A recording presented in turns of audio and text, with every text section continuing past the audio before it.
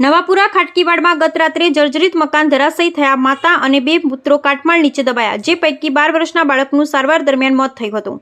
વડોદરા શહેરમાં વરસાદી વિરામ લીધા બાદ જર્જરિત આવાસો પડવાના કિસ્સાઓ સામે આવી રહ્યા છે, ત્યારે ગત રાત્રે વધુ એક કિસ્સો નવાપુરા વિસ્તાર ખાટકીવાડમાં બન્યો હતો, જેમાં 2 મંજિલી જર્જરિત ઇમારત ધરાશયી થતા નાસભાગના દ્રશ્યો સર્જાયા હતા।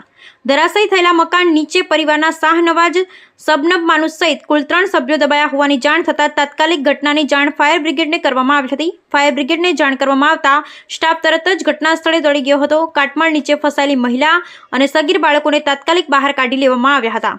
ઘાયલ થયેલ સગીર બાળકોને સારવાર અર્થે SSG હોસ્પિટલ ખસેડાયા હતા।